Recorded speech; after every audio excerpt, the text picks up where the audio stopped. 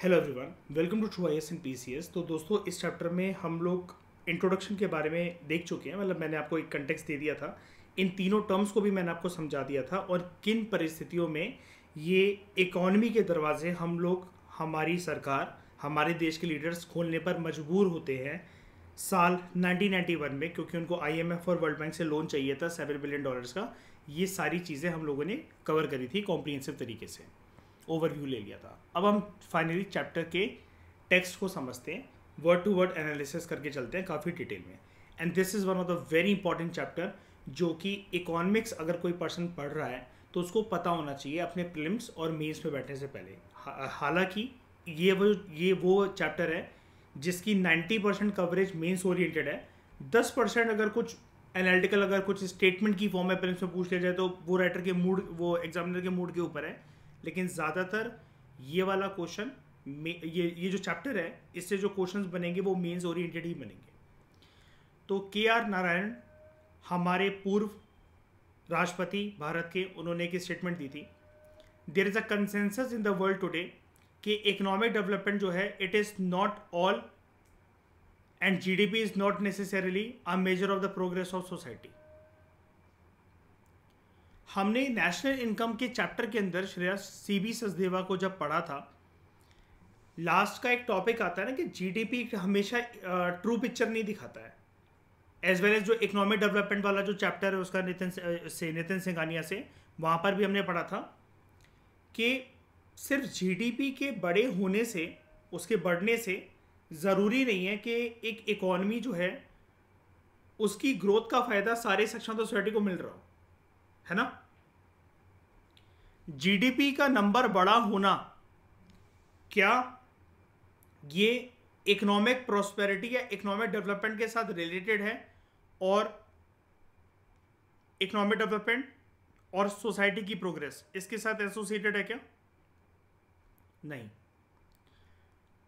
आप लोगों को ये चीज़ बहुत अच्छे से पता है, अगर आप लोगों ने नेशनल इनकम वाले सीरीज को बहुत अच्छे से देखा है, जिसमें मैंने CB सचदेवा प्लस नितिन सिंघानिया को करवाया। मैंने उसके अंदर आपको एक बात बताई थी, हमने अप्रोच जब अपनी बदली थी GDP को, नेशनल इनकम को निकालने की, वो बाद में बदली थी जिससे final goods and services calculate होते थे। पहले हम गलती ये कर रहे थे कि इंटरमीडिएट कंजम्पशन या इंटरमीडिएट गुड्स भी इंक्लूड हो जाते थे, और Shreya that gives rise to the problem of double counting. तो उससे नंबर बढ़ के निकलता था। चलो मान लेते हैं कि अब सब कुछ सही है, अब हम GDP और नेशनल इनकम को कैलकुलेट बहुत अच्छे तरीके से करते हैं, प्रॉब्लम नहीं होती डबल काउंटिंग की। लेकिन GDP का बढ़ना, नंबर्स का बढ़ना, परसेंटेजेस का बढ़ना, और एक कंट्री में मान लो कि दुनिया भर की जितनी कंट्रीज है उसमें से 5 कंट्री ऐसी हैं जिनके नंबर सबसे ज़्यादा बढ़े हुए GDP के टर्म्स में। तो आप ये सुनिश्चित कर सकते हो क्या कि, मतलब ये एज्यूम कर सकते हो क्या कि वहाँ पर सभी लोग इकोनॉमिक प्रॉस्पेरिटी इंजॉय कर रहे होंगे, जनसंख्या का स्टैंडर्ड ऑफ लिविंग बहुत हाई होगा, सब लोग प्रॉस्परस होंगे, सब लोग एजुकेटेड होंगे?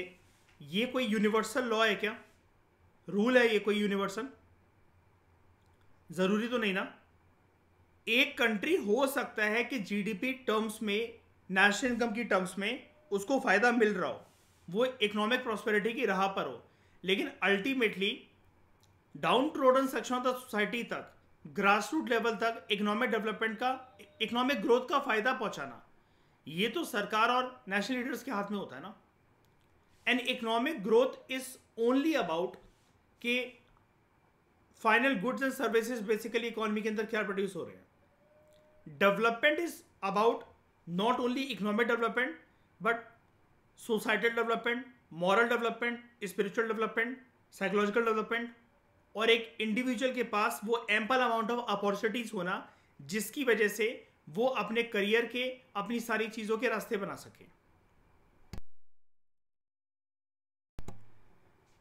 अगर ऐसा है कि देश के कुछ लोग ब्रेन ड्रेन कर रहे हैं इकोनॉमी के अंदर, फाइकेस्ट हमको जानते हो ब्रेन ड्रेन क्या होता है? सुना है कभी ये टर्म? श्रेया, क्या होता है ब्रेन ड्रेन? माइंड वॉश नहीं कह रहा, माइंड वॉश।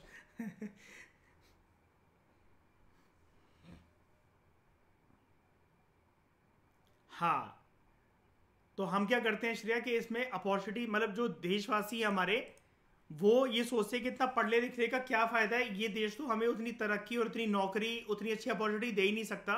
दूसरी कंट्री जैसे हमें ऑफर कर रही हैं सेम डिग्री जो हमने प्राप्त करी हुई है उसके ऊपर, सेम जितनी पढ़ाई करी हुई है हमने उसके ऊपर। तो वो देश को, अपने देश को छोड़कर दूसरे देश चले जाते हैं, और जब वो दूसरे देश जाएंगे आर्यन, तो कोई भी वो काम धंधा करेंगे तो उधर की जीडीपी में ही तो कंट्रीब्यूट करेंगे ना। लेकिन फायदा इससे पता है नुकसान क्या होता है? देश अपना एक कीमती एसेट इंसान के रूप में खो देता है।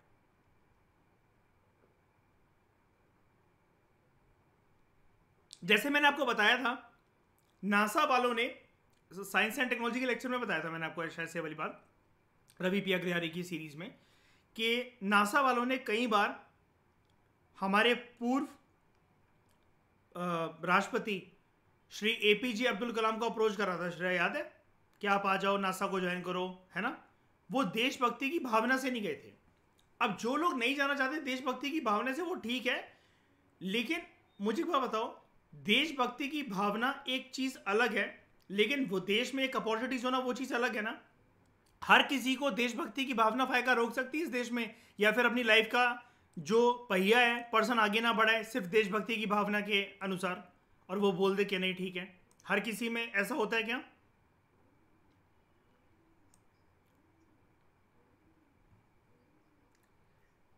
यार देखो, आप मुझे एक बात बताओ, जो एक कीमती एसेट है, कोई साइंटिस्ट है, ठीक है, वो बाहर जा रहा है, वो रेमिटेंस भेजेगा, वो इकोनॉमी के ऊपर ज्यादा प्रभाव डालेगा, या फिर वो यहीं पर रहकर काम करे वो ज्यादा प्रभाव डालेगा? बताओ। पैसा बाहर भेजना, बाहर से पैसा भेजना, इसमें बहुत फर्क होता है गुंजन, एज कंपेयर टू वो पर्सन जो कि यहीं पर रहकर काम कर रहा है। क्योंकि जिस देश में रहकर वो काम करेगा ना, जब वो महारत हासिल कर लेगा, वो देश 4 कदम आगे बढ़ चुका होगा, उस एक्टिविटी से जो फ्रूट जनरेट होगा वो उसके कुछ फल तोड़कर फेंक रहा है बस हमारे देश में। इतना ही फायदा है बस हमारे देश को। हाँ बिल्कुल, और ये पूरा पैसा नहीं भेजेगा ना, अपना कुछ इनकम ही तो भेजेगा, और वो भी सरकार के खाते में थोड़ी ना जा रहा है। रिश्तेदार होंगे गुंजन तभी तो भेजेगा, माँ बाप जिंदा अगर उसके होंगे भारत के अंदर तभी तो भेजेगा, किसी को नीड होगी तभी तो भेजेगा। और ये भी कोई गारंटी नहीं है कि फिक्स इनकम आएगी, रेगुलर इनकम आएगी वहां से। एक रेमिटेंस के भरोसे एक देश चल सकता है क्या? कोई सा भी कंट्री हो। वो तो गुंजन रहते रहते ये बढ़ गया रेमिटेंस। पता है, एक बात बताता हूं आपको मैं श्रेया, रेमिटेंस का ज्यादा हमारे देश में आना एक ये भी तो चीज शो करता है कि ये देश हमारे देशवासियों के लिए इतनी अपॉर्चुनिटीज कभी क्रिएट कर ही नहीं सका जो उन्होंने विश्व भर की दुनिया में ढूंढ ली, देशों में ढूंढ ली। हमें कितना अच्छा लगता है ना ये टर्म बोलना कि रेमिटेंस का इनफ्लो हो रहा है हमारे देश में, फॉरेन एक्सचेंज रिजर्व जो है वो बढ़ रहे हैं। अब रेमिटेंस हम मान के चलते हैं बहुत लॉजिकल वे में कि भाई हर टॉप क्लास का बंदा, यानी कि हर बंदा जो बाहर गया है वो साइंटिस्ट नहीं है, डॉक्टर नहीं है, न्यूक्लियर इंजीनियर नहीं है, मतलब वो ज़्यादातर वर्कर्स हैं जो गल्फ, सऊदी अरेबिया जैसी कंट्रीज में, गल्फ नेशंस में तेल के कुएं में काम कर रहे हैं, कुछ ऐसा काम कर रहे हैं, मान लेते हैं कि ज़्यादातर ऐसे लोग हैं। लेकिन फिर भी ये देश तो उनको रोटी नहीं दे सका ना, उन्होंने अपनी अपॉर्चुनिटी से कहीं और ढूंढी ना। अब वो एक अलग बात है कि देखो, हम नॉर्थ कोरिया की तरह बहुत क्रूर वे में बिहेव नहीं करते हैं कि हम देशवासियों को बाहर जाने ही ना दें, या फिर चाइना के ऊपर जैसे आरोप रखते हैं कि चाइना लोगों को लिबर्टी, दुनिया को दिखाता है कि उसके अंदर लिबर्टी, लेकिन लोगों को अपनी देशवासियों को नहीं देता। हम फ्रीली जाने देते हैं किसी को भी बाहर काम धंधा करने के लिए, लेकिन उस एक्टिविटी में होता क्या है, जब लोग बाहर जाते हैं वो अपना व्यवसाय का साधन बाहर ढूंढ रहे हैं, और अपनी मम्मी को, पापा को, बहनों को, रिश्तेदारों को अपनी होलसेल इनकम का कुछ एक छोटा सा पार्ट भेज रहे हैं। बंदा केक नहीं भेज रहा है, केक का एक स्लाइस भेज रहा है भारत, ठीक है? तो रेमिटेंस कहीं ना कहीं हमें यह भी शो करता है कि जो पैसा जो वो एक्टिविटी पर्सन बाहर जाके परफॉर्म कर रहा है उसका शेयर भेज रहा है इंडिया, वो देश में भी तो प्रोड्यूस हो सकती थी। क्या नहीं करेगा? हाँ देखो, नहीं अगर कोई रेमिटेंस ही नहीं भेजेगा तो रेमिटेंस आई नहीं रही तो हमारी जीडीपी में क्यों काउंट होगा? लेकिन देखो ना, अगर आप चाइना के नजरिए से इस चीज को देखो, रेमिटेंस मंगवाने क्यों है? अगर देश अगर इतना सक्षम है, देश एक्सपोर्ट ही फिर इतना करेगा गुड्स एंड सर्विसेज का, वो एक्सपोर्ट से ज्यादा नहीं निकाल लेगा। मैं वही तो कह रहा हूं, रेमिटेंस फिक्स नेचर की नहीं है ना फायका। बंदा अगर दूसरी कंट्री में रहकर गुड्स एंड सर्विसेज प्रोड्यूस कर रहा है, उसने वहां पर वो मतलब बेचा बिकवाया, उसको अपना कुछ सैलरी का पार्ट मिला या इनकम उसने जनरेट करी, उसका कुछ पार्ट भारत भेज रहा है। वो एक्टिविटी का अड्डा ही अगर वो भारत को बना ले और यहां से अगर फिक्स्ड टाइम फ्रेम में, क्योंकि एक्सपोर्ट तो हमेशा ऐसा ही होगा फिक्स टाइम फ्रेम में कि लगातार गुड्स एंड सर्विसेज बाहर इन्फ्लो हो रहे हैं, तो वो बल्क में पैसा इस देश में ही तो प्रोड्यूस होगा। मतलब गुड्स एंड सर्विसेज प्रोड्यूस होंगे, वो बाहर जाएंगे और पैसा इस देश में ही तो आएगा। ये चीज है। अब चाइना आपको क्या लगता है रेमिटेंस के ऊपर निर्भर है? जापान रेमिटेंस के ऊपर निर्भर है? साउथ कोरिया रेमिटेंस के ऊपर निर्भर है? इन तीनों कंट्रीज की टेक्नोलॉजी के क्षेत्र में महारत हासिल है कि नहीं है? और इनकी एक्सपोर्ट ओरिएंटेड पॉलिसी बहुत कमाल की है। ये चीज है। ओके, तो इंट्रोडक्शन में राइटर हमसे क्या कह रहा है? राइटर हमें बता रहा है कि आपने प्रीवियस चैप्टर में ये पढ़ा है कि आज़ादी के बाद से ही इंडिया जो है वो एक मिक्स्ड इकोनॉमी मॉडल के फ्रेमवर्क को फॉलो करता हुआ है, जिसके अंदर हम लोग दोनों इकोनॉमिक मॉडल्स को साथ लेकर चलते हैं, capitalist economic system with that of socialist economic system. और commanding heads of the economy का रोल हमने किसको दिया था शुरू में? पब्लिक सेक्टर को, गवर्नमेंट को। यानी कि हम लोग सोशल इकोनॉमिक सिस्टम की तरफ ज़्यादा ओरिएंटेड थे। ऐसा क्यों? ताकि इक्विटेबल डिस्ट्रीब्यूशन ऑफ रिसोर्सेज का फेयर मैनर में हो और लोगों को रिसोर्सेज चीप तरीके से मिले।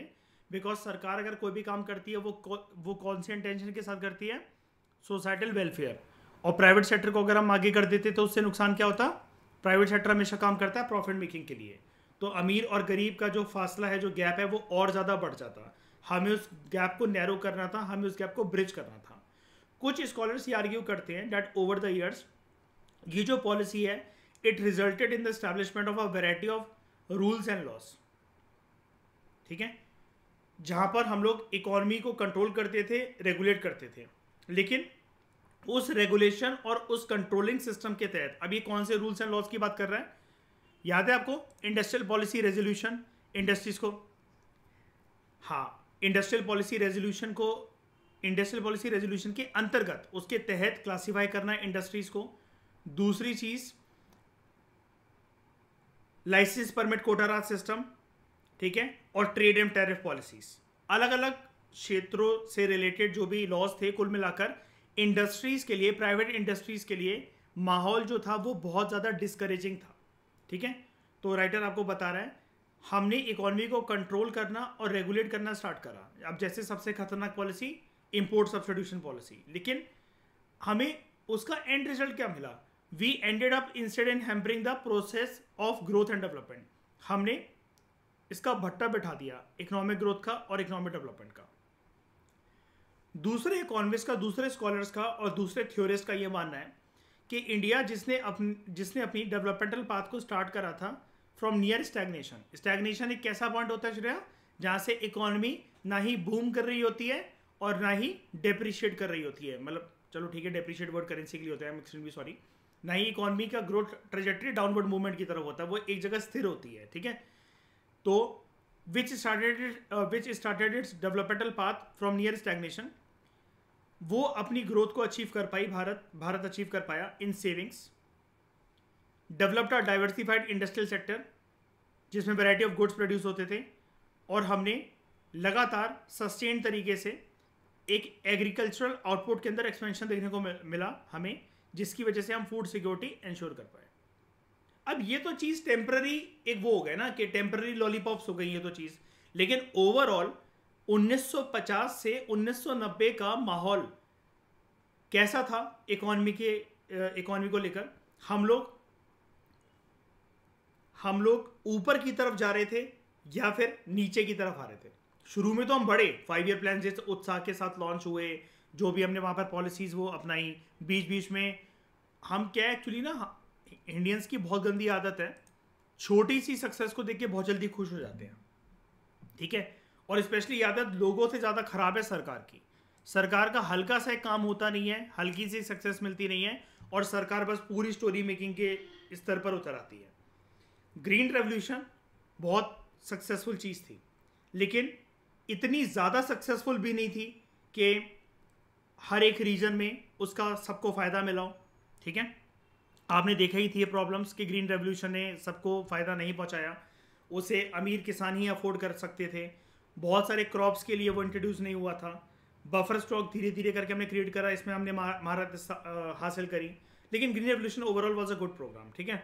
आगे चलकर वाइट रेवोल्यूशन जैसे वो आता है, लेकिन हम एक्चुअली क्या है कि यूनिवर्सल कवरेज के ऊपर फोकस नहीं कर रहे थे, ठीक है? यूनिवर्सल कवरेज मतलब और भी सेक्टर्स भी तो हैं, सारे लोगों को फ़ायदा इस चीज़ का मिलना चाहिए। फिर आपने वो भी देखा था कि जब सरकार ने खेती बाड़ी वाले लैंड को बांटने का सोचा था छोटे और मझले किसानों के बीच में, कल्टीवेटर्स के बीच में, तो सरकार ने लैंड रिफॉर्म्स इंट्रोड्यूस करे थे। लेकिन लैंड रिफॉर्म्स के अंदर लूप होल्स भी थे। जैसे लैंड सीलिंग एक्ट के अंदर क्या लूप होल था श्रेया?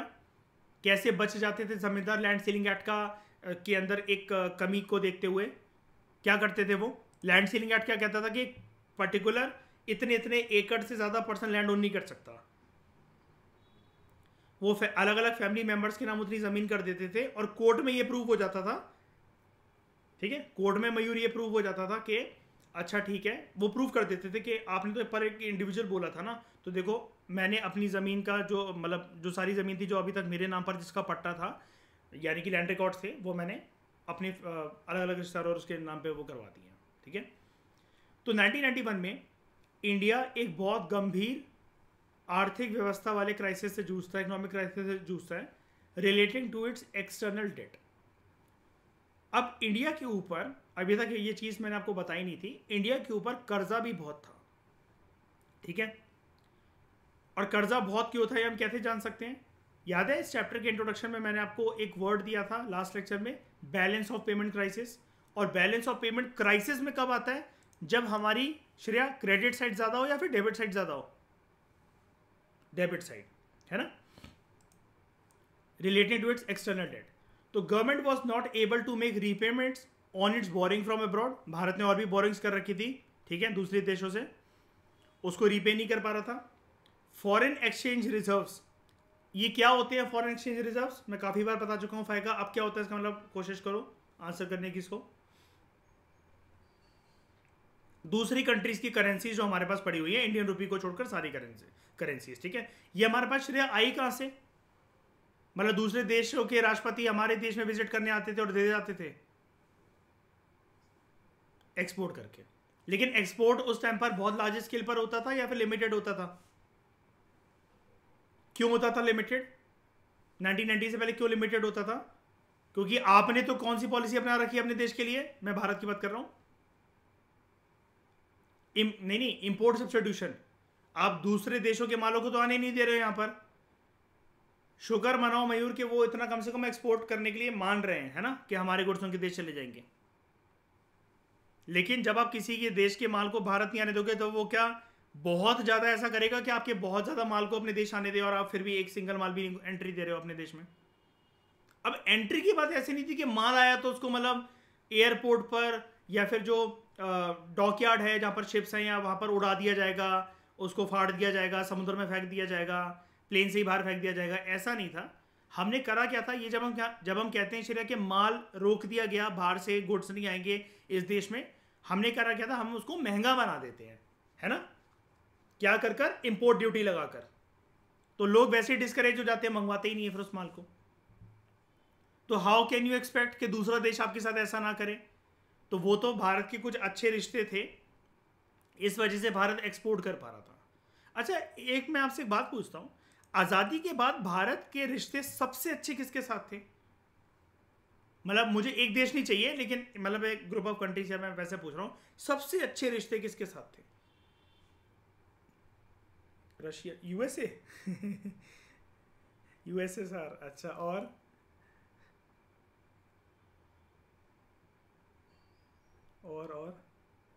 और लोग अंदाज़ा बताओ। श्रेया कह रही है यूएसएसआर, रशिया कह रहा है वो ईरान, ईरान गल्फ कंट्रीज, ठीक है। और अभी तक गलत है सबके आंसर, इसलिए कह रहा हूँ मैं, और बताओ। नहीं, भूल क्यों जाते हो, बेसिक क्यों भूल जाते हो? कंटेम्प्रेरी वर्ल्ड पॉलिटिक्स आपने क्या देखा था? भारत जब आज़ाद होता है तो कोल्ड वॉर चल रहा था, तो नैम नेशंस के साथ, अफ्रीकन और एशियन नेशंस के साथ, है ना। हाँ, ये सारे सारे, मैंने एक कंट्री नहीं पूछी ना, सारे के सारे अफ्रीकन और एशियन नेशंस के साथ जो कि डीकोलोनाइजेशन स्ट्रगल से जूझकर अपने देश को आज़ाद करवाया हुआ था उन्होंने, उनके साथ रिश्ते अच्छे थे। और याद है नैम नेशंस के 5 फाउंडिंग फादर्स, इनके बीच में दोस्ती सबसे ज़्यादा गंभीर थी। इंडिया से कौन? पंडित नेहरू। इजिप्ट से कौन? गमल अब्दुल नासिर, ठीक है। यूगोस्लाविया से कौन? जोसेफ ब्रोज टीटो, ठीक है। इंडोनेशिया से कौन? डॉक्टर सुकर्नो, ठीक है। और एक एक लीडर और था ना, घाना से कौमे नक्रुमा, ठीक है। ये 5 फाउंडिंग फादर्स थे नैम नेशंस, ठीक है, नॉन लाइन मूवमेंट। उसके बाद भारत के सबसे अच्छे रिश्ते थे, ठीक है। ऐसी चीज़ें याद रखा करो एकदम से। तो foreign exchange reserves which we generally maintain to import petroleum and other important items, इस कदर तक, इस लेवल तक ड्रॉप हो गए, that were not sufficient for even a fortnight. 2 हफ्तों का भी गुजारा करने के लिए हमारे पास इतने फॉरेन एक्सचेंज रिजर्व बचे नहीं थे। अब देखो, ये लाइन सुनने में जितनी कैजुअल है ना, आप एक बारी भारत की परिस्थिति इमेजिन कर लो। बस इस टाइम पर भारत की हालत खराब होने लग गई थी, और कॉन्स्टिट्यूशन का एक आर्टिकल बिल्कुल दरवाजे पर आकर खड़ा हो गया था। श्रेया, कौन सा आर्टिकल? 360, है ना। तो फॉरेन एक्सचेंज रिजर्व्स जो कि जनरली हम यूज करते थे to import petroleum and other items, ये फॉरेन एक्सचेंज रिजर्व्स यानी कि फॉरेन करेंसीज हमारे पास इस कदर तक खत्म हो गई कि they were not sufficient for even a fort. Crisis was further compounded by rising prices of essential goods, ठीक है। ये जो क्राइसिस था ये और बढ़ता चला गया क्योंकि प्राइजेस जो थे एसेंशियल गुड्स के वो बढ़ रहे थे, ठीक है। अब एसेंशियल गुड्स कौन से होते हैं?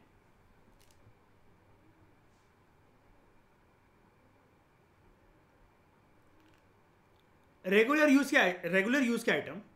अब उनके जो अगर प्राइजेस जो बढ़ रहे थे, हम इस फिनोमेना को क्या कहते हैं इकोनॉमिक्स की भाषा में? इन्फ्लेशन। मैंने आपको इन्फ्लेशन वाला चैप्टर एक डेडिकेटेड वे में एक अलग से चैप्टर कराया था, हमारे गिवन है नितिन सिंघानिया के अंदर, राइट। तो इन्फ्लेशन क्या होता है? इन्फ्लेशन यही तो होता है ना कि जनरल जो कमोडिटीज हैं उनका प्राइस मतलब बेसिकली बढ़ते रहना, ठीक है। All these let the government to introduce a new set of policy measures, जिसने हमारी डेवलपमेंटल स्ट्रैटेजीज का डायरेक्शन जो है वो चेंज करा। हमारी डेवलपमेंटल स्ट्रैटेजी का डायरेक्शन पहले क्या था, किसके हाथ में था? Public sector. और किस चीज से वो बना हुआ था? Intense regulations. और किस चीज से बना हुआ था वो?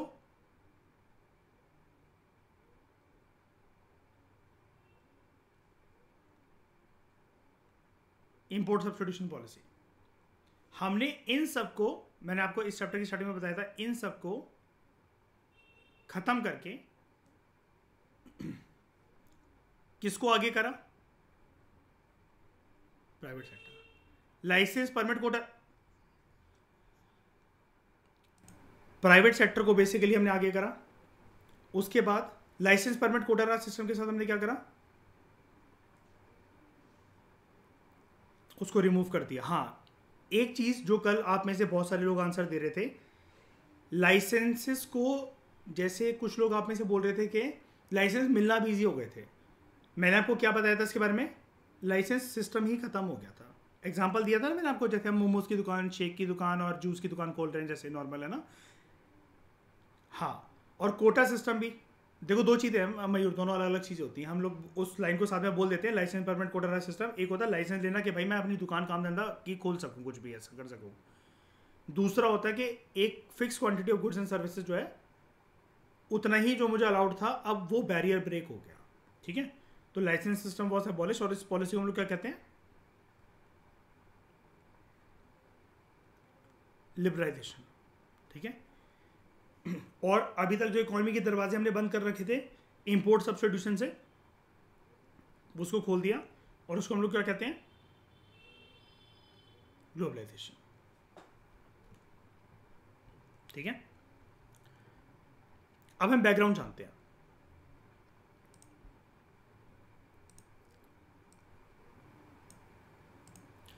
तो origin of the financial crisis can be traced from the inefficient management of Indian economy in the late 1980s या फिर पूरा 1980s में।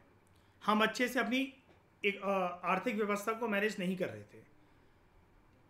We know that for implementing various policies and its general administration, government जो है, government generate करती है funds को from various sources. सरकार के पास मतलब पैसा कहाँ कहाँ से आता है, अलग अलग सोर्सेज से आता है, like taxation, running of public sector enterprises, ये सरकारी कंपनियां होती हैं। ठीक है, तो गवर्नमेंट इन सारी जगह से जो है वो फंड जनरेट करती है, ये सरकार के रेवेन्यू सोर्सेज होते हैं। अब जब एक्सपेंडिचर जो है वो ज़्यादा हो जाए इनकम से, खर्चा ज़्यादा हो रहा है, आमदनी कम आ रही है, गवर्नमेंट ऑब्वियसली बात है कौन सा हथकंडा अपनाएगी, गवर्नमेंट बोरो करेगी to finance the deficit from banks, उस घाटे को पूरा करने के लिए। और कहाँ से बोरो करेगी, बैंकों से। And also from public, public से कैसे बोरो करती है सरकार, बॉन्ड्स वगैरह इशू करके, पता है ना वाली बात आपको, विद इन द कंट्री। और इंटरनेशनल फाइनेंशियल इंस्टीट्यूशन से भी। ये छोटी छोटी बोरिंग अभी तक भारत कर रही थी, भारत देश हमारा छोटी छोटी बोरिंग इन सारे सोर्सेज से कर रहा था। अब यहां पर मैंने आपको एक चीज पढ़ाई थी, government was not able to make repayments on its borrowing from abroad. अब जब हम इंपोर्ट करते थे कुछ गुड्स को, लाइक पेट्रोलियम, अब ये तो रेगुलर इंपोर्टेड गुड है, बताओ रेगुलर नेचर के है कि नहीं है, हम इसके लिए क्या पे करते हैं, foreign exchange, foreign exchange in the form of dollars. ठीक है, ये पे करते हैं, और ये हम अर्न कैसे करते हैं, डॉलर आते कहां से हमारे पास, फ्रॉम आवर एक्सपोर्ट्स। तो अब आपको उलझने दिख रही हैं साफ तरीके से। इस पैराग्राफ को दोबारा हम पढ़ते हैं, अब देखना कितना क्लियर हो जाएगा आपको कि दिक्कतें थी क्या। इकोनॉमी को अच्छे से मैनेज नहीं कर पाए, क्यों नहीं कर पाए वो समझते हैं। जिस इकोनॉमिक साइकिल को आप और मेरे जैसे लोग जानते हैं, जबकि हम लोग इकोनॉमिस्ट नहीं है, लेकिन हमारे पास जितना भी अभी तक ज्ञान है यूपीएससी की प्रिपरेशन से, नितिन सिंघानिया से, सीबी सचदेवा की किताबों को करते हुए, हमें ये चीज़ पता है कि कैसे क्या चीज़ कब मैनेज करनी होती है। और इकोनॉमी में अगर ये वाला टूल अगर आप इंट्रोड्यूस करते हो तो उससे इन्फ्लेशन कम हो जाती है, हमें एक्सपोर्ट को ज़्यादा बढ़ावा देना चाहिए, है ना। इंपोर्टेड गुड्स इतनी चीज़ अच्छी चीज़ नहीं होती है, और अगर आप इंपोर्ट करवा भी रहे हो तो फॉरेन एक्सचेंज रिजर्व आपके पास अच्छे से होने चाहिए, लेकिन फॉरेन एक्सचेंज रिजर्व अल्टीमेटली आएंगे एक्सपोर्ट से ही। तो एक बार के लिए अब इन सारी कहानियों को दोबारा देखते हैं। सरकार के पास जर्नली जो पैसा आता है वो आता है टैक्सेशन से और पब्लिक सेक्टर एंटरप्राइजेस को चलाकर, ठीक है, एक्सेट्रा भी लिखा हो, यानी कि और भी सोर्सेज से। तो भाई साहब अगर आप प्राइवेट इंडस्ट्रीज को अगर अलाउ कर देते तो आपका टैक्स बेस नहीं बढ़ जाता क्या? सबसे नंबर, ये हम सारी बेवकूफ़ियाँ गिन रहे हैं सरकार की, बताओ सही कह रहा हूँ गलत कह रहा हूँ? प्राइवेट सेक्टर को अगर बढ़ा देते, बहुत भारी भरकम मात्रा में प्राइवेट सेक्टर पुश होता ना, और बूंद बूंद से सागर बनता है। मान लो एक साल के अंदर 1 करोड़ छोटी बड़ी फैक्ट्री, दुकानदार सब कुछ स्टैब्लिश हुए। मैं कहता हूं उस जमाने में 1 रुपये मिलता सरकार को, 1 रुपये, 1 करोड़ का एक्स्ट्रा रेवेन्यू जनरेट तो हो रहा है कम से कम। टैक्स की फॉर्म में सरकार को 1 रुपये मिलता है, 1 करोड़ का एक्स्ट्रा रेवेन्यू जनरेट तो हो रहा है, होगा कि नहीं होगा? उसके बाद आप जो भी आइटम को इंपोर्ट करवा रहे हो, पहले मैं इस पॉइंट के ऊपर आता हूँ। नंबर 1 बेवकूफ़ी तो ये कि प्राइवेट सेक्टर को अलाउ नहीं करा आपने, तो आपका टैक्स बेस, जो टैक्स बेस है वो आपने वैसे ही बहुत नैरो कर दिया, वो बहुत नैरो कर दिया, ठीक है। क्योंकि यहाँ पर सिर्फ टैक्सेशन, जितना टैक्स लग सकता था जिन जिन सोर्सेज से, और पब्लिक सेक्टर एंटरप्राइजेस जो रन कर रहे हैं उनको जो अगर आमदनी अगर उनकी हुई, अगर उनको प्रॉफिट हुआ, यही सरकार के पास रेवेन्यू बेस है। रेवेन्यू बेस वाइड नहीं था, टैक्स बेस तो बहुत ही कम था, ठीक है। उसके बाद जो आप इंपोर्टेड जो गुड्स हैं, अब यहाँ पर तो सिर्फ पेट्रोलियम दे रखा है, आप और भी तो गुड्स इंपोर्ट करते होगे, क्योंकि देश के अंदर तो माहौल तो वो था, वो डिस्करेजिंग था because of import substitution policy. तो जब आप तीसरी बेवकूफ़ी, दोगलापन देखो, जब आप ये कह रहे हो कि इंपोर्ट सब्स्टिट्यूशन की पॉलिसी है, वो आइटम्स जो कि इंडिया में ही प्रोड्यूस हो सकते हैं, हम उनको क्यों बाहर की कंट्रीज से मंगवाएं? तो आपने इकोनॉमी के अपने दरवाजे बंद कर दिए। लेकिन भाई साहब, इंपोर्ट सब्स्टिट्यूशन पॉलिसी शायद से उसे नहीं कहते क्या कि फिर देश में अगर कोई इंडस्ट्री बहुत आराम से अगर ऑपरेट करना चाहे तो ये licence permit quota Raj system या तो होने ही नहीं चाहिए, या फिर लाइसेंस जो है वो टफ ना हो लेना, खरीदना, अचीव करना, या फिर लिमिटेड स्केल पे लाइसेंस तो इशू ना करे जाए, लाइसेंस बंदे को बहुत आसानी से प्राप्त हो जाए जो कि काम धंधे वाला सेटअप अपना बिछाना चाह रहा है।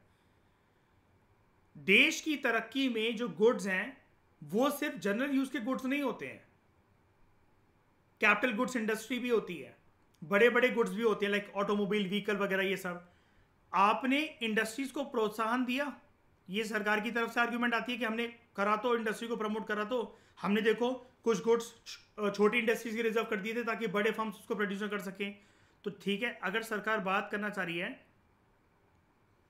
स्मॉल स्केल इंडस्ट्रीज की डेवलपमेंट की, which were establish with the recommendations of Karve committee, यही थी ना, कार्वे कमेटी नाम था ना उसका, तो कार्वे कमेटी की रिकमेंडेशन था, आपने स्मॉल स्केल इंडस्ट्रीज को प्रोत्साहन दिया भी।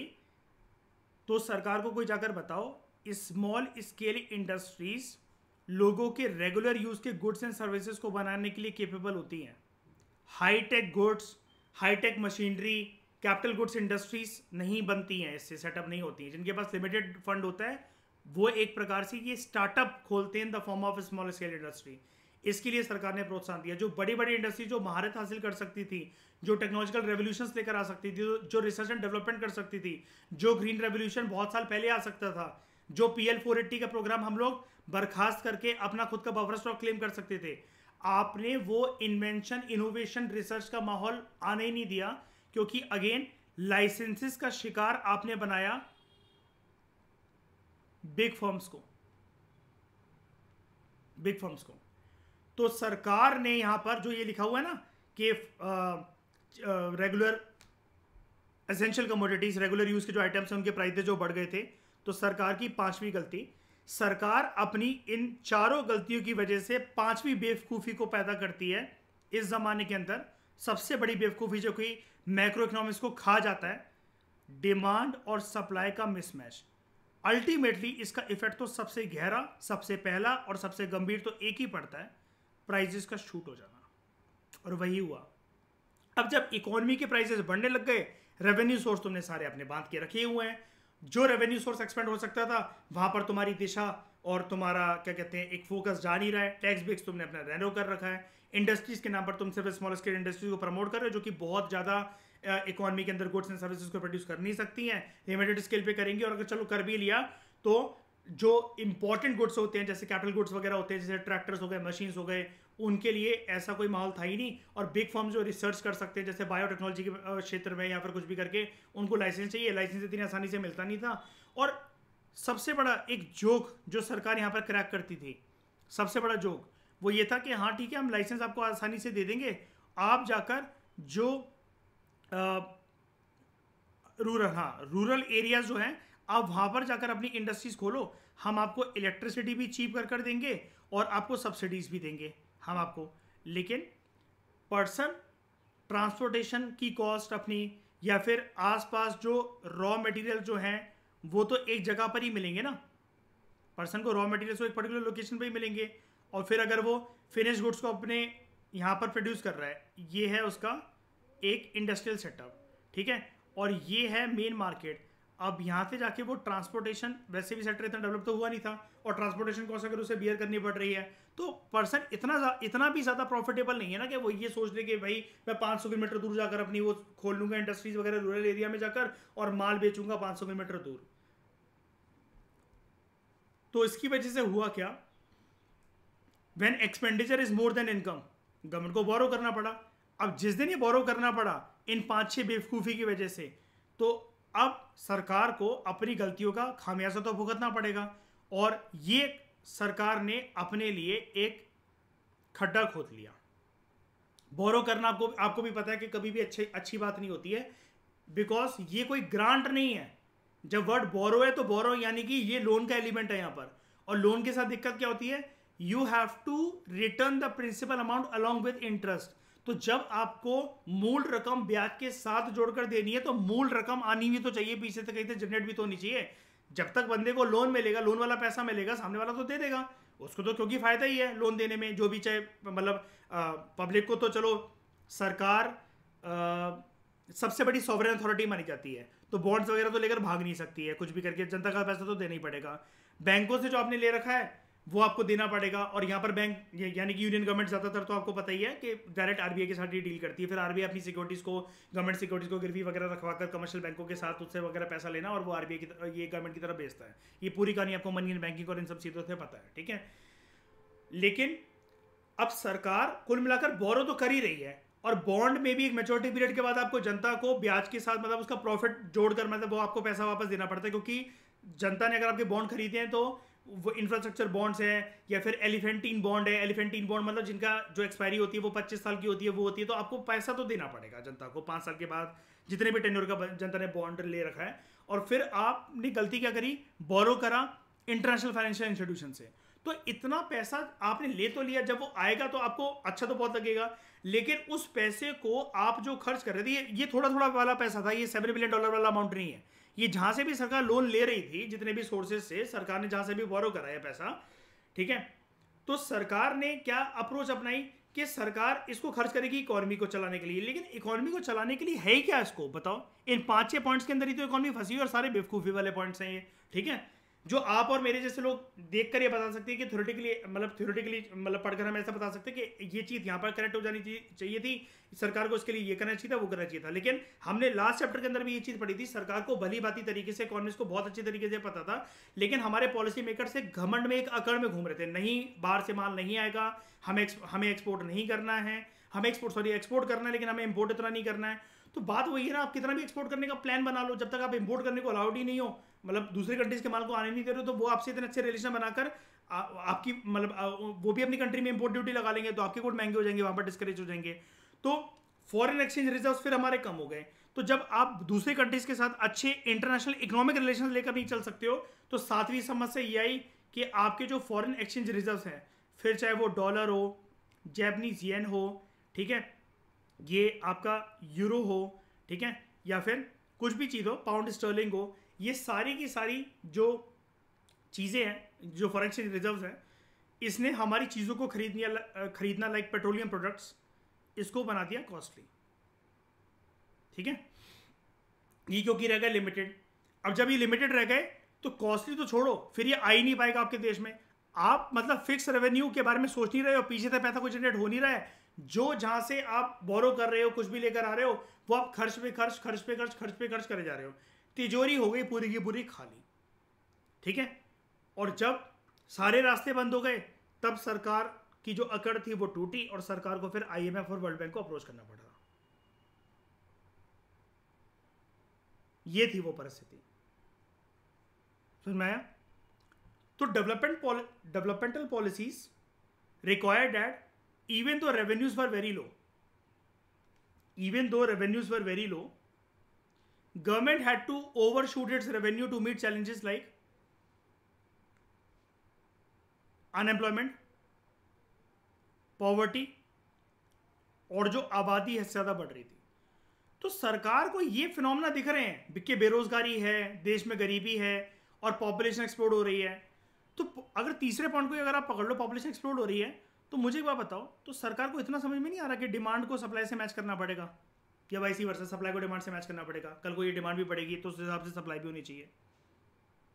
सरकार यहां पर अप्रोच क्या अपना रही है, नहीं हम फिर भी प्राइवेट इंडस्ट्रीज को नहीं आने देंगे, हम फिर भी अपनी इकोनॉमी के दरवाजे नहीं खोलेंगे, हम हमारी जो कमाई है उसको हद से ज़्यादा खर्च करते चलेंगे, लुटाते चलेंगे। तो government, the continued spending on development programmes of the government, इसने कोई भी एडिशनल रेवेन्यू जनरेट करा नहीं। क्योंकि देखो पॉपुलेशन कंट्रोलिंग मेजर्स को एक बार के लिए साइड रख देते हैं। बेरोजगारी को खत्म करने के लिए जो भी सरकार हथकंडे अपनाएगी, स्कीम चलाएगी, पॉवर्टी को खत्म करने के लिए राशन वगैरह जैसी जो स्कीम चलाएगी, ये सरकार को बदले में कोई रिसोर्स थोड़ी ना दे देंगे, कोई रेवेन्यू थोड़ी ना प्राप्त करा देंगे। सरकार अगर राशन की स्कीम चलाएगी तो सरकार को सब्सिडाइज रेट पर अनाज देना पड़ेगा। सरकार बेरोजगारी को खत्म करने की स्कीम चलाएगी तो सरकार इकोनॉमिक डेवलपमेंट को क्रिएट कर रही है। लेकिन जब तक प्राइवेट सेक्टर होगा नहीं तो इतनी अच्छी क्वालिटी की इकोनॉमिक डेवलपमेंट हो नहीं सकती ना। तो सरकार को बार बार जो है मजदूरों को पैसा देना पड़ेगा। मान लो इस जमाने में तो था नहीं, लेकिन एक एग्जांपल दे रहा हूं, मनरेगा जैसी स्कीम सरकार यहां पर चलाए, ठीक है। तो सरकारी जो काम है या जो भी कामकाज है उसके लिए जो मजदूर हैं उनको पैसा सरकार दे रही है। लेकिन इकोनॉमिक एक्टिविटी या इकोनॉमिक डेवलपमेंट या इंफ्रास्ट्रक्चर डेवलपमेंट का सरकार के पास इस जमाने में कोई ठोस प्लान है भी तो नहीं। सरकारी रोड आप जानते हो कि अगर सरकार ने अगर एक रोड बनाकर रख दी जो कि सरकार ने बनाई है, जिसमें प्राइवेट सेक्टर का किसी ठेकेदार का हाथ नहीं लग रखा है, जो बारिश का सीजन आएगा तो उसमें गहरे गहरे गड्ढे हो जाएंगे, वो टूट जाएगी सड़क। और जहां पर एक प्राइवेट इंडिविजुअल का हाथ लगेगा तो वो चीज ज्यादा अच्छे से वर्क करेगी। जैसे जब ये दिल्ली मेट्रो प्रोजेक्ट्स बनते हैं, यमुना एक्सप्रेसवे वगैरह जब ये बना, यहां पर सरकार ठेके तो देती है ना। सरकार की कोई ऐसी कंपनी है इंफ्रास्ट्रक्चर कंपनी की सरकार जो है वो पहुंच जाए ये सब बनाने, हाईवे और ये सब रोड्स वे वगैरह या मेट्रो। सरकार परमिशन ही देती है ना कि हाँ हम आपको ठेका दे रहे हैं, आप ये वाला काम कर लो, बना लो। Moreover government was not able to generate sufficiently from internal sources like taxation. मैंने आपको बताया टैक्स बेस बहुत कम था, बहुत नैरो था। अब जब गवर्नमेंट की जो स्पेंडिंग थी, when the government was spending a large share of its income on areas जहां से इमीडिएट रिटर्न्स नहीं आ सकते, सच एज सोशल सेक्टर, बेरोजगारी को खत्म करने के लिए स्कीम, जनता को राहत पहुंचाने के लिए schemes in terms of ration, ये ऐसी सोशल सेक्टर सर्विसेज है। ऐसी स्कीम्स अगर इनके ऊपर चलेगी तो कोई रिटर्न तो सरकार के पास आएगा नहीं खास। और डिफेंस सर्विसेज, डिफेंस के ऊपर सरकार जितना मर्जी खर्चा कर ले, डिफेंस को रिटर्न देगा? डिफेंस को रेवेन्यू देता है? आर्मी को इस वजह से ट्रेन करा जाता है कि वो दूसरी कंट्री जाकर मतलब आक्रमण करे और उसके सारे रिसोर्सेज को लेकर आ जाए। ये पर्पस होता है डिफेंस के ऊपर एक्सपेंड करने का, नहीं ना? क्या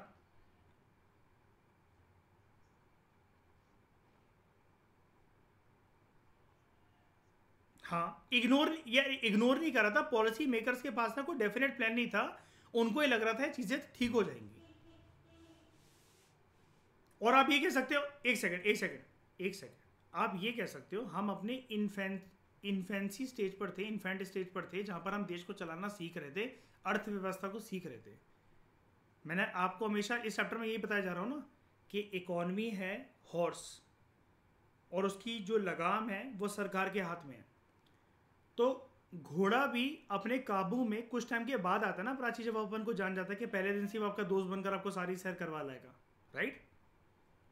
है ना? ये चीज थी इकोनॉमी के साथ, अगर आप इसको एक एनालॉजी के साथ अगर आप समझो। हाँ आर्यन बताओ।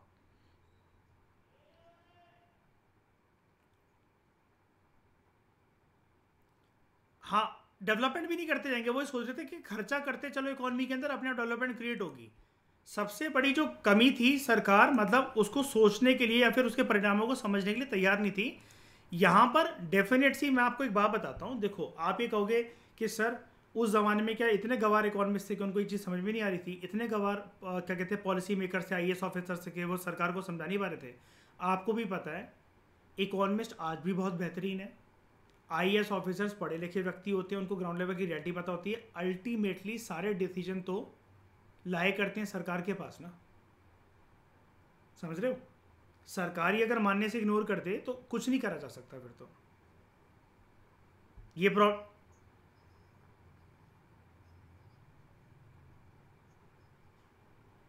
वो मैं अभी बताऊंगा, ग्लोबलाइजेशन वगैरह में अभी बताऊंगा आगे चल के। हाँ हाँ, सरकार क्या अलाउ करेगी क्या नहीं करेगी वो सरकार के हाथ में है।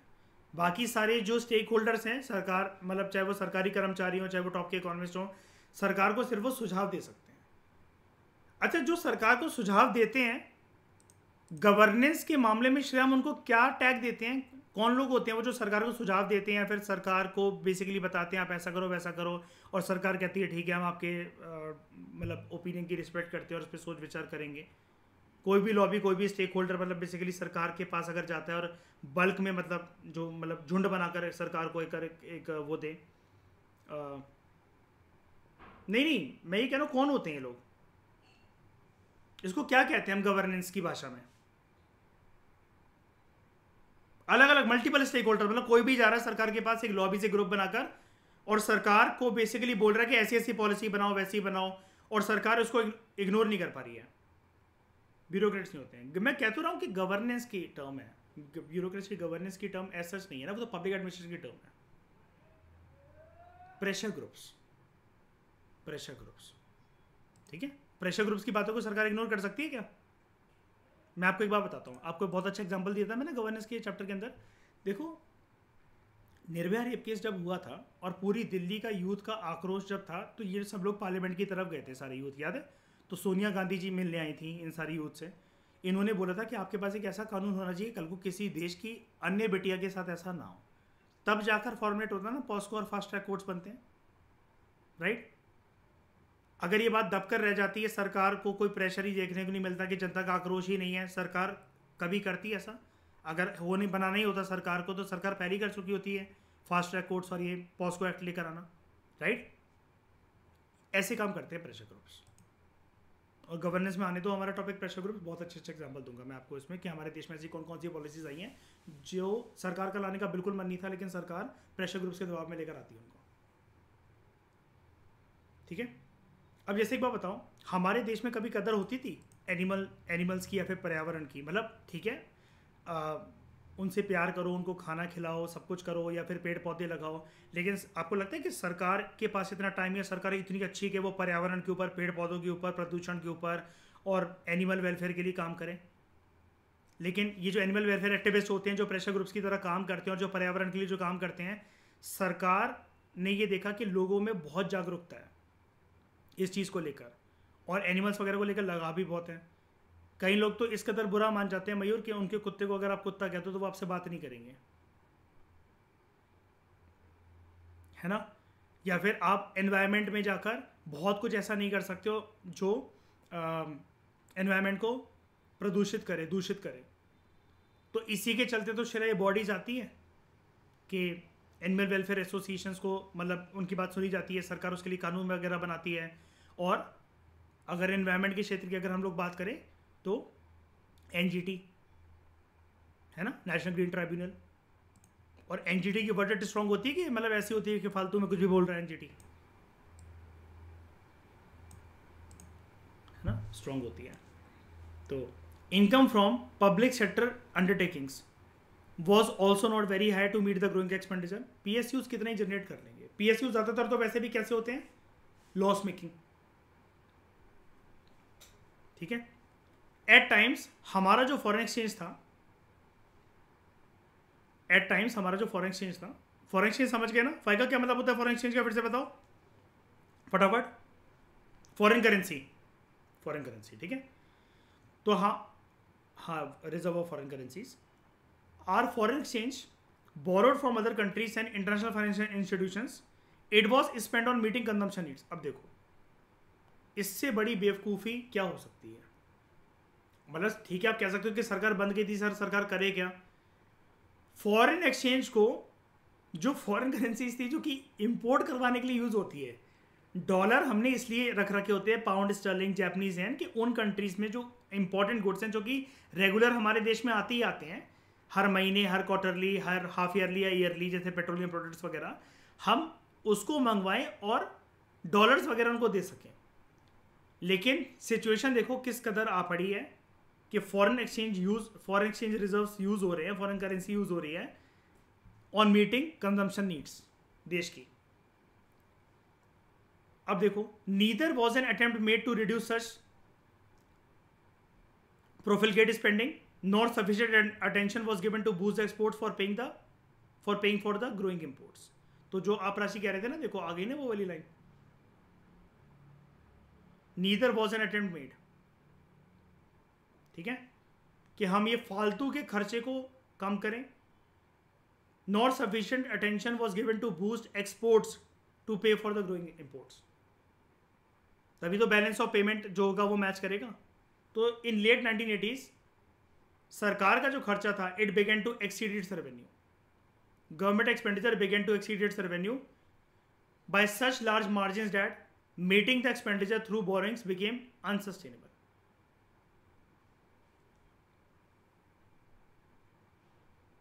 ठीक है, सरकार का जो खर्चा था वो उसके रेवेन्यू से ज़्यादा हो गया. आमदनी अठन्नी खर्चा रुपये वाली बात हो गई और इतना बड़ा मार्जिन हो गया कि खर्चा इस कदर और रेवेन्यू ना मात्र के बराबर that meeting the expenditure through borings it became unsustainable also. यानी कि अब बोरोड अमाउंट जो था, अगर हम कल को फ्रेश बोरिंग कर भी लें अगर इस जमाने में, तब भी वो पर्याप्त नहीं होगा खर्चा करने के लिए. तो प्राइजेस जो थे बड़े सारे एसेंशियल कमोडिटीज के वो हद से ज़्यादा बढ़ते चले जा रहे थे, दिन दोगुने रात चौगने. Imports grew at a very high rate without matching growth of exports. और इंपोर्ट से आपको भी पता है कि सिर्फ गुड आते हैं, पैसा बाहर जाता है.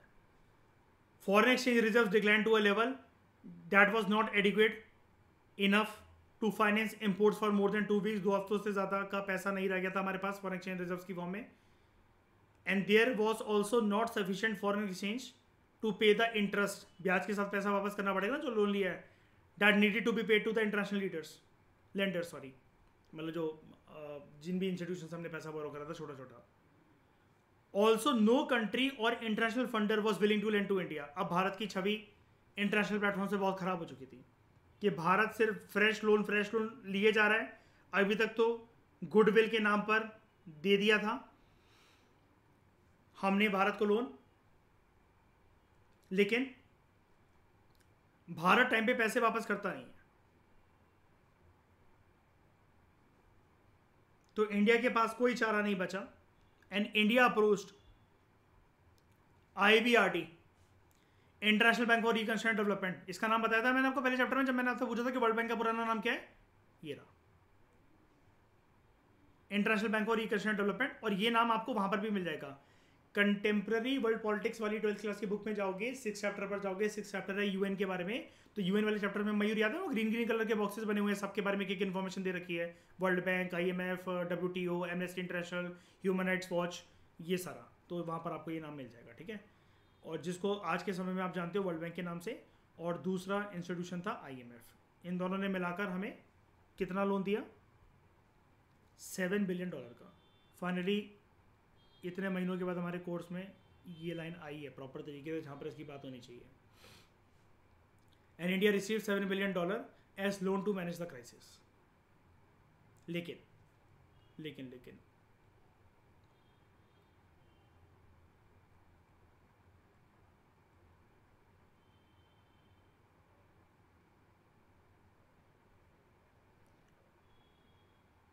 एक कोर कंडीशन थी. अगर वो कंडीशन फुलफिल होगी तो ही ये $7 बिलियन का लोन वो इशू करेंगे IMF और वर्ल्ड बैंक, वरना नहीं करेंगे. अच्छा, ये IMF वर्ल्ड बैंक वगैरह कौन से एग्रीमेंट से स्टैब्लिश करे गए थे? Bretton Woods. ठीक है, तो फॉर अवेलिंग द लोन ये जो इंटरनेशनल एजेंसीज थी they expected India to liberalise and open up the economy by removing restrictions on the private sector. Government का रोल कम होना चाहिए. एक तो लिबरलाइज करना है यानी कि लाइसेंस वाले सिस्टम को हटाना है, प्राइवेट सेक्टर को लेकर आना है, गवर्नमेंट का रोल कम करना है यानी कि privatisation, and remove trade restrictions between India and other countries. तो ये क्या है? ग्लोबलाइजेशन. अब इंडिया को मानना ही पड़ा इन कंडीशंस को, वर्ल्ड बैंक और IMF की, और इंडिया ने न्यू इकोनॉमिक पॉलिसी अनाउंस करी.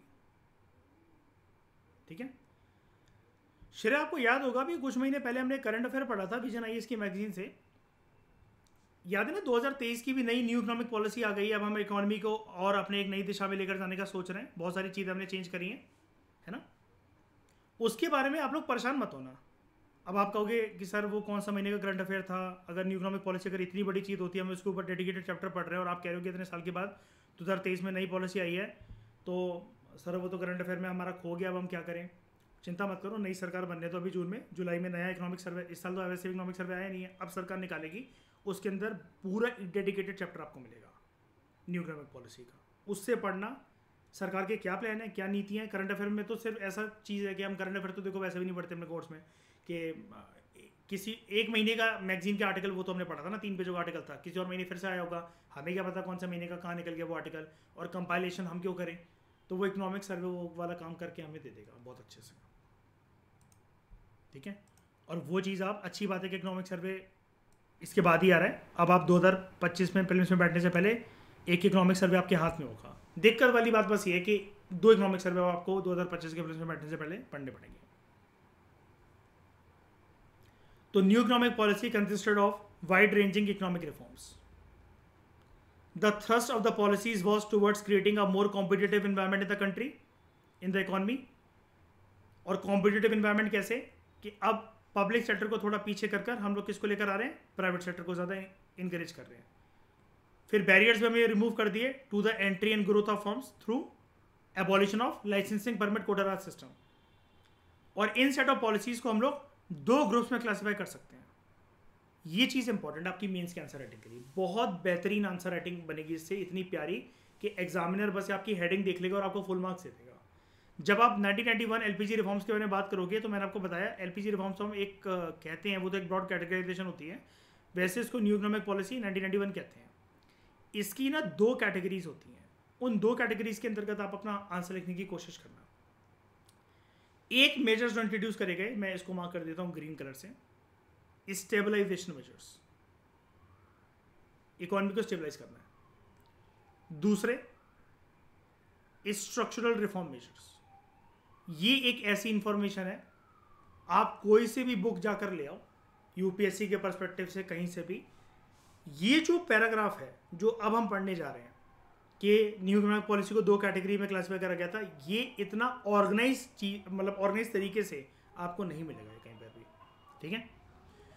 तो स्टेबलाइजेशन मेजर, स्टेबलाइजेशन मेजर्स जो होते हैं ये शॉर्ट टर्म मेजर्स होते हैं, यानी कि अब हमें इकोनॉमी के बारे में ना थोड़ा सा पर्सपेक्टिव 2 तरीकों से लेकर चलना था।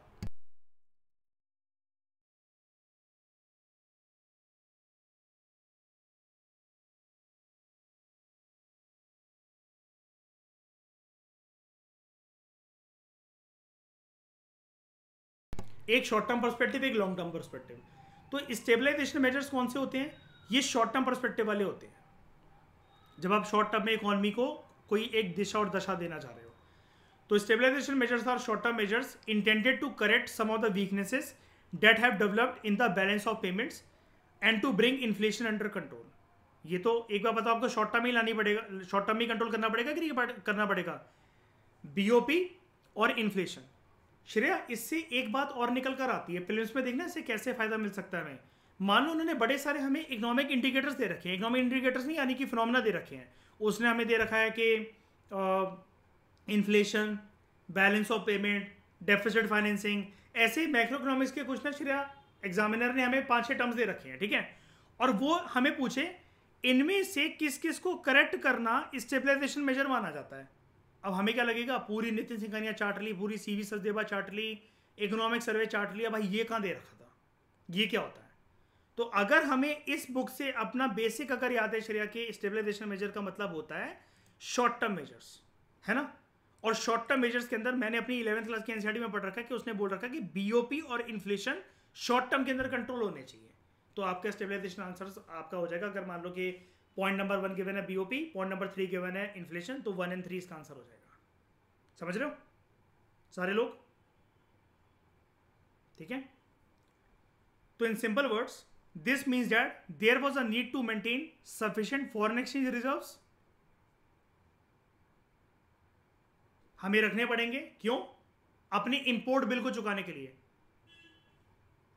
कितनी भी आर्थिक तंगी से भारत इस समय में जूझता, धारा 360 क्यों नहीं लग जाती, फाइनेंशियल इमरजेंसी। लेकिन आप मुझे बताओ, पेट्रोलियम जैसे प्रोडक्ट्स आना रुक जाते क्या, हम नहीं मंगवाते उनको।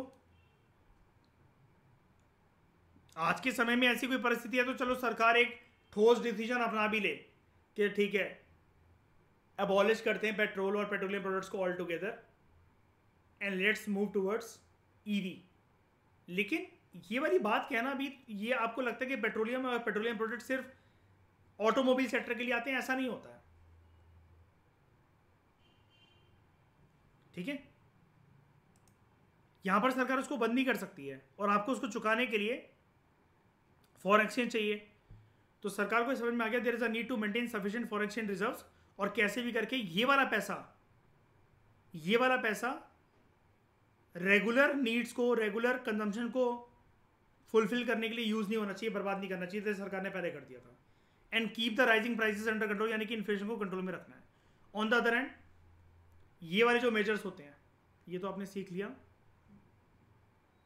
स्टेबलाइजेशन मेजर्स, ये होते हैं शॉर्ट टर्म मेजर्स। इसके दो एग्जांपल, बीओपी और इन्फ्लेशन को कंट्रोल में रखना और बीओपी को करेक्ट करना। दूसरे मेजर्स हम पढ़ने जा रहे हैं जो ब्लू कलर में ऊपर हमने मार्क करा था, स्ट्रक्चरल रिफॉर्म पॉलिसीज। ये लॉन्ग टर्म मेजर्स होते हैं,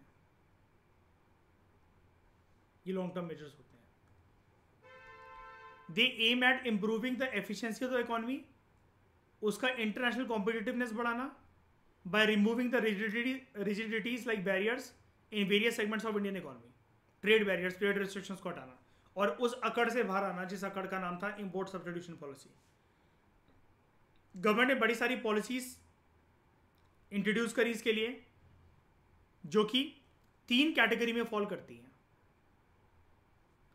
लिबरलाइजेशन, प्राइवेटाइजेशन एंड ग्लोबलाइजेशन। आप समझिए श्रेया मैं क्यों बोलता हूं कि एलपीजी रिफॉर्म्स नहीं बोलना चाहिए, हमें एनईपी बोलना चाहिए, है ना। ये है इसका, और ये एक्सप्लेनेशन आपको कहीं नहीं मिलेगी। आप कोई सा भी यूपीएससी का सोर्स, किसी भी कोचिंग इंस्टीट्यूट को पकड़ लो, उनके नोट्स को पकड़ लो, ये सिर्फ ये एनसीईआरटी बताती है आपको। और मेरा यही पर्पस था कि मैं जब आपसे कह रहा था कि चैप्टर 3 तक तो बहुत डेडिकेटेड वे में हम इसको कवर करेंगे, वरना मैं आपको बोल देता कि ऐसी कोई चीज़ ही नहीं है जो आप इसके बारे में जानते नहीं हो। भाई लिबरलाइजेशन, प्राइवेटाइजेशन, ग्लोबलाइजेशन के बारे में 2 पेजेस आप किसी भी सब्जेक्ट में भी गिवन है, and they are more than enough उन टर्म्स को समझने के लिए, ठीक है। लेकिन ये क्या, ये बुक थोड़ी सी ना आपका दिमाग खोलती है, ये एनसीईआरटी। अब जैसे जो पोस्ट इंडिपेंडेंस की 12th क्लास की पॉलिटिकल साइंस की एनसीईआरटी और कंटेम्प्रेरी वर्ल्ड पॉलिटिक्स, तो भाई आप कोल्ड वॉर चाहे ऑप्शनल के लेवल से पढ़ लो, अगर आपका ऑप्शनल पीएसआईआर भी है ना, आप चाहे वहाँ से पढ़ लो कोल्ड वॉर, लेकिन जो इन्फॉर्मेशन और जो एनालिसिस और जितने प्यारे वर्ड्स आपको वहाँ मिलेंगे ना 12th क्लास में, वो एनसीईआरटी में उसकी वो आपको कहीं नहीं मिलने वाले।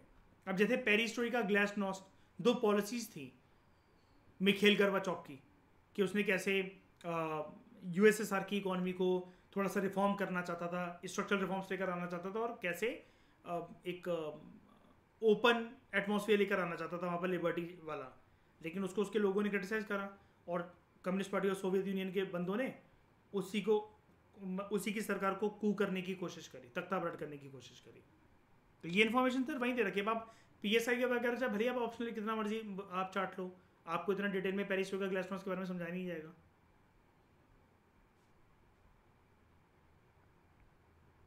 तभी तो कहते हैं किसी का कोई ऑप्शन अगर जैसे मतलब मान लो इकोनॉमिक्स है तो जरूरी नहीं है उसको पूरी इकोनॉमिक्स आती हो। पीएसआई आ रहा तो ये नहीं कि वो हर एक आंसर पॉलिटी के आंसर कर ही लेगा। आपकी अप्रोच में डाइवर्सिटी भी होनी चाहिए, जो कि यूपीएससी की करंट डिमांड है।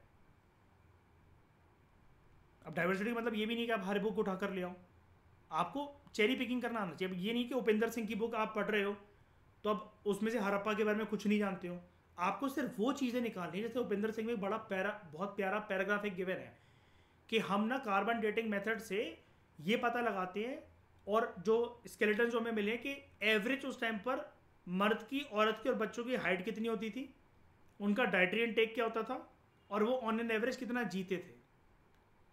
ठीक है, तो इससे आज के समय में अगर डेमोग्राफिक डिविडेंड वाले इंडिकेटर को वहां हम हरप्पा में अप्लाई करें तो उसने डेमोग्राफिक डिविडेंड इंडिकेटर्स बनाकर दे रखा है उसने उपेंद्र सिंह की बुक में, कि इनका बर्थ रेट, मोर्टेलिटी रेट और डाइटरी प्लान्स, मतलब बेसिकली लाइफ एक्सपेक्टेंसी कितना था, कैसा था।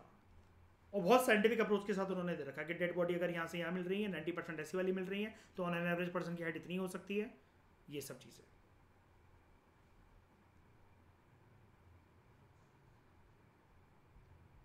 तो इस डिस्कशन में दोस्तों फिलहाल इतना ही। Thank you very much for discussion. Next lecture से हम लोग स्टार्ट करेंगे पहले गवर्नमेंट पॉलिसी को समझना, जिसका नाम है लिबरलाइजेशन। तो आप ये समझ गए होंगे, मैं फिर से रिपीट कर देता हूँ। न्यू इकोनॉमिक पॉलिसी एक्चुअली में एलपीजी रिफॉर्म्स का ओरिजिनल नाम होता है, एनईपी 1981। इसके अंतर्गत दो तरह के रिफॉर्म्स इंट्रोड्यूस करे गए थे, स्टेबलाइजेशन मेजर्स और structural reform measures. Stabilisation measures होते हैं short term measures, structural reform measures होते हैं लॉन्ग टर्म मेजर्स।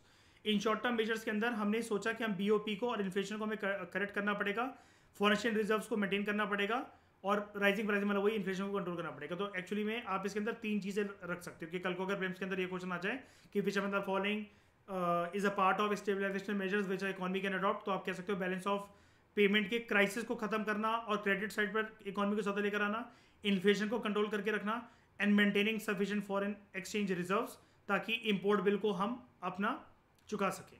फिर दूसरे मेजर्स होते हैं स्ट्रक्चरल रिफॉर्म मेजर्स जो कि लॉन्ग टर्म पॉलिसी मेजर्स होते हैं, ठीक है। ये हमने इंप्रूव करे थे ताकि हम अपनी इकोनॉमी की इंटरनेशनल कॉम्पिटिटिवनेस को बढ़ा सकें, रिजिडिटीज को कम कर सकें, और इसके लिए गवर्नमेंट ने पॉलिसीज इंट्रोड्यूस करी। ये पॉलिसी तीन कैटेगरीज में आती है, लिबरलाइजेशन, प्राइवेटाइजेशन एंड ग्लोबलाइजेशन, ठीक है। Thank you very much for discussion.